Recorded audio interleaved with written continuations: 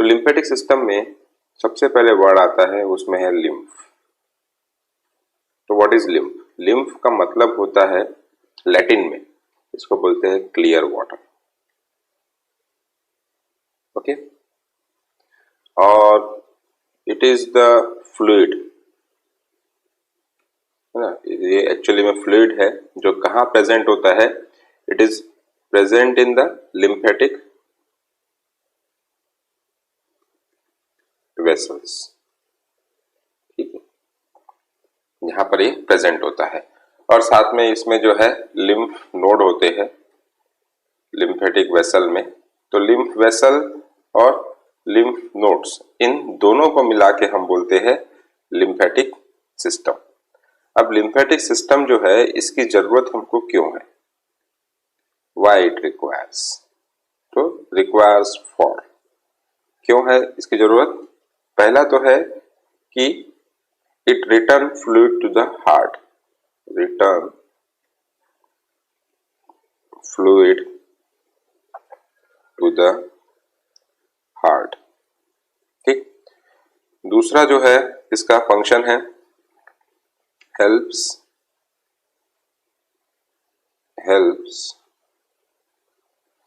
larger molecules enters the blood। ये जो है बड़े मॉलिक्यूल्स को ब्लड में एंटर करने में हेल्प करता है। इन सभी चीजों को हम समझेंगे अभी। ठीक है, लार्जर मॉलिक्यूल्स मतलब कौन कौन से? Hormones and lipids. तो हॉर्मोन्स एंड लिपिड्स को जो है ये ब्लड में एंटर करने में हेल्प करता है। और तीसरा जो इसका फंक्शन है, हम बोल सकते हैं इम्यून सर्वेलेंस। ये जो है इम्यून सिस्टम का पार्ट है, मान लीजिए, जो कि हमारे बॉडी को इन्फेक्शन से बचाता है। तो इम्यून सर्वेलेंस। ठीक है, अब सबसे पहले हम समझते हैं कि ये लिम्फ जो बोल रहे हैं, लिम्फ एक्चुअली में आता कहां से? ये सबसे बड़ा क्वेश्चन है कि ये लिम्फ एक्चुअली में आता कहां से। जैसे मान लीजिए ये आपकी ब्लड वेसल्स है इस टाइप से। ठीक है, ये इधर और ब्रांचेस बनते जा रही है।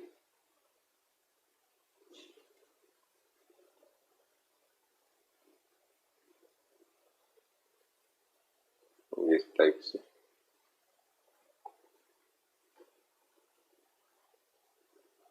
ये और ब्रांचेस बना देता हूँ उसकी।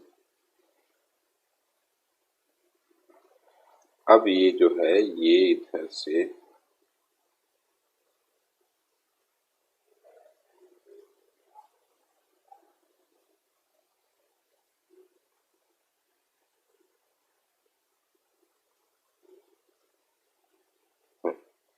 तो जैसे ये है, मान लीजिए आपकी आर्टरीज। तो ब्लड जो होता है, blood in arteries, it is with the high pressure.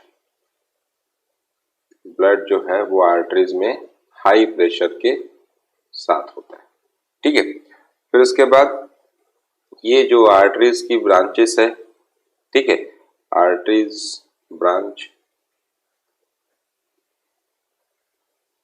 वो जो है आपकी और नैरो होते जाती धीरे धीरे। ठीक है, जिसके कारण प्रेशर जो है वो और राइज होते जाएगा। फिर इसके बाद जो है यही आर्टरीज जो है आगे बन जाएगी आपकी आर्टेरियोल्स। तो इट बिकम्स आर्टेरियोल्स। ठीक है ना, और फाइनली ये कन्वर्ट हो जाती है कैपिलरीज में। ओके, तो ये जो कैपिलरी है, ये जो कैपिलरी बेड है, कैपिलरी मतलब final structure of blood vessel.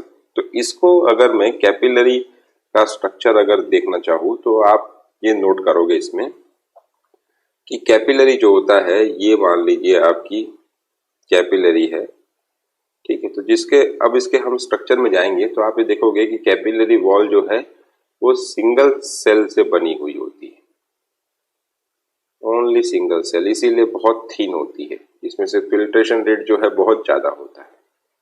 ठीक है, तो ये आपका वन सेल थिक होती है, ये आपकी कैपिलरी है। जो कि आपकी 1 सेल थिक वॉल होती है इसकी। ठीक है, अब ये सेल्स के बीच में जो है आप इस टाइप से नोट करोगे कि इसमें जो है बीच बीच में गैप होती है थोड़ी सी। ठीक है, इस टाइप से ये जो गैप है ये सेल्स है सभी इस टाइप से। अभी जो सेल्स के बीच में जो गैप है यहां से जो है ब्लड में के कुछ कंपोनेंट यहां से बाहर निकलते हैं, जैसे आपके प्रोटीन एंड फ्लूइड। आरबीसी इसमें निकल नहीं पाता क्योंकि आरबीसी का साइज जो है बहुत बड़ा होता है, तो वो क्लियरली फ्लो होते रहता है। आरबीसी इन गैप में से बाहर नहीं आ सकता, ठीक है, बिकॉज ऑफ द साइज। तो ब्लड जब फ्लो होता है तब प्रोटीन और कुछ फ्लूइड जो है ये आपके इन ब्लड वेसल से कैपिलरी से जो है बाहर निकलते जाता है। तो अगर हम देखेंगे तो एवरी डे एक दिन में 20 लीटर जो फ्लूइड होता है वो इन कैपिलरी से बाहर आता है। उसमें से 17 लीटर जो है वो रीएब्सॉर्ब हो जाता है। ठीक है ना, यहां हम बोल सकते हैं सिप्स आउट। तो बचा कितना? Approximately 3 litre. 3 लीटर जो है it left in the tissue, क्योंकि कैपिलरी के आसपास अगर हम देखेंगे यहाँ पर तो कैपिलरी के आसपास आपको क्या दिखेगा? टिश्यू एरिया रहेगा पूरा। ये आपकी क्या है? टिश्यूज है। तो जो बाकी 3 लीटर बच गया वो कहाँ पड़ा है? ये पड़ा है टिश्यू में। ठीक है ना, अब टिश्यू में ये 3 लीटर या 3 लीटर जो फ्लूइड है वो बचा हुआ है। अब ये 3 लीटर जो बचा हुआ है it needs to go back, इसको ब्लड में वापस जाना है, क्योंकि अगर ऐसा होते रहा तो बॉडी में ब्लड की कमी हो जाएगी। तो नीड्स टू गो बैक, तो इसको वापस भेजने का काम कौन करता है? Lymphatic vessel.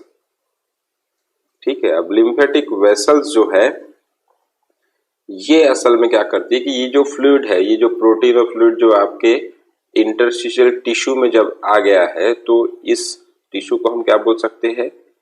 Interstitial tissue. और जब फ्लूइड इस टिश्यू में पड़ा हुआ है तो उसको हम क्या बोलेंगे? Interstitial fluid. ठीक है ना, अब ये लिम्फेटिक वेसल क्या करती है? इस इंटरस्टिशियल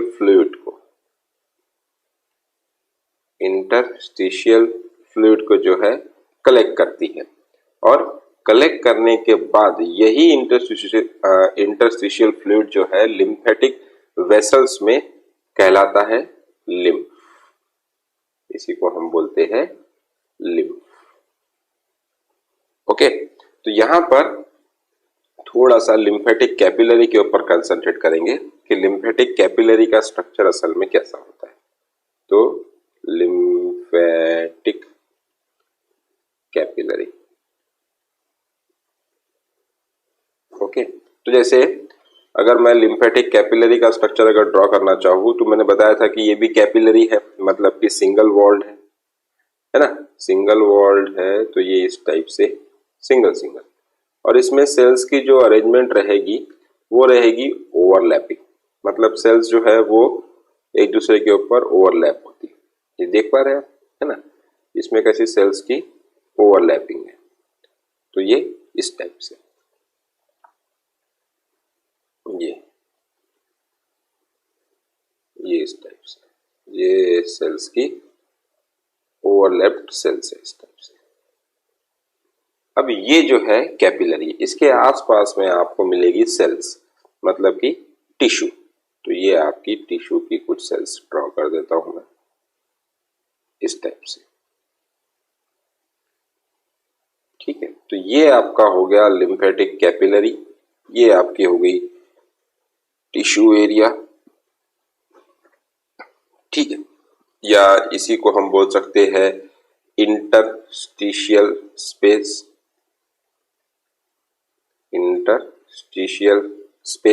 ठीक है, अब ये जो लिम्फेटिक कैपिलरी की जो ये सेल्स होती है वो कोलाजन फाइबर से अटैच्ड होती है। कोलाजन फाइबर जो है इसको हेल्प करता है अपनी जगह पे स्टिक रहने में, मतलब कैपिलरी वॉल जो है या कैपिलरीज जो है लिम्फेटिक कैपिलरीज वो अपनी जगह पे बने रहे, अपनी पोजीशन को मेंटेन करे, इसी के लिए वहां पर कोलाजन फिलामेंट से वो अटैच होती है। ठीक है, अब क्या होता है कि इस इंटरस्टिशियल स्पेस में आपका इंटरस्टिशियल फ्लूइड है जो कि स्पीड सिप्स आउट होके बाहर आया है, तो यहाँ पर आपका क्या है, इंटरस्टिशियल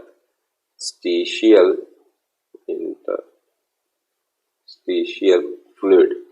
ठीक है, अब जब भी इस कैपिलरी लिम्फेटिक कैपिलरी के अंदर जो फ्लूइड का प्रेशर है उसके कंपेयर में इंटरस्टिशियल स्पेस में जो फ्लूइड का प्रेशर है ये हायर होता है।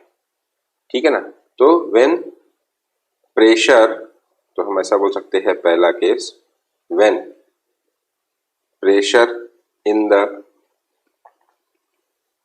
इंटरस्टिशियल स्पेस इज हायर, जब भी प्रेशर हायर होगा तो ये जो ओवरलैपिंग है, सेल्स की जो ओवरलैपिंग है लिम्फेटिक कैपिलरी में, ये क्या बनाती है, it forms a one way mini wall. क्या बनाती है, वन वे मिनी वॉल। तो जब भी इंटरस्टिशियल स्पेस में प्रेशर ज्यादा होगा तो one way wall gate opens and fluid enters in the lymphatic capillary. ठीक है, जब भी हायर रहेगा one way mini wall. One way mini wall किससे बन रहा है, यही कैपिलरी की जो लिम्फेटिक कैपिलरी की जो सेल्स है वो ओवरलैप्ड है, जिसकी वजह से उसने क्या बनाया है, वन वे मिनी वॉल। तो one way mini wall opens and fluid enters. और इसका अपोजिट, जब प्रेशर डाउन होगा, जब प्रेशर डाउन होगा तो यही जो वन वे मिनी वॉल है ये बंद हो जाता है, तो ये फ्लूइड जो है आपका बाहर नहीं आ पाता। ठीक है ना, तो इसी का अपोजिट सिर्फ आपको ये हायर के बदले क्या करना है, लोअर। तो when pressure in the interstitial space is lower, one way mini wall closed, one way mini wall closed. ठीक है ना, अब एक बार फ्लूइड जो है या लिम्फ जो है आपका कहाँ पहुंच गया, कैपिलरी में पहुंच गया, लिम्फेटिक कैपिलरीज में। लिम्फेटिक कैपिलरीज के बाद वो ट्रेवल होता है लिम्फेटिक वेसल्स में, लिम्फेटिक वेसल्स के बाद वो जाता है ट्रंक्स में, और ट्रंक्स के बाद वो जाता है डक्ट्स में। ठीक है ना, इस लिम्फेटिक सिस्टम में किसी भी टाइप का कोई पंप नहीं होता, there is a no pump, इसमें किसी भी टाइप का पंप नहीं। सिर्फ सर्कुलर सिस्टम में हार्ट पंप का काम करता है, तो यहाँ पर कोई भी पंप नहीं होता जो कि इसको फ्लो करने में हेल्प कर सके। तो ये फ्लो होता कैसे है, किसकी वजह से फ्लो होता है, तो no pump. Instead of that, उसकी बजाय क्या है, स्मूथ मसल जो होती है, स्मूथ मसल लिम्फेटिक वेसल की, smooth muscle reacts to arterial pulse and skeletal muscle. इसकी वजह से ये दोनों आर्टेरियल पल्स बोल लो या स्केलेटल मसल की वजह से ये जो है एक टाइप से आपका लिम्फेटिक फ्लूइड जो है वो लिम्फेटिक वेसल्स में फ्लो होते रहता है। अब ये जो लिम्फेटिक वेसल होती है, इस लिम्फेटिक वेसल में जैसे आप मान लीजिए ये लिम्फेटिक वेसल है, तो ये लिम्फेटिक वेसल में जो है आपके इस टाइप से वॉल होते हैं जिसको हम लिम्फेटिक वॉल्स बोलते हैं। तो ये जो वॉल होते हैं it prevent the back flow, it prevent the back flow.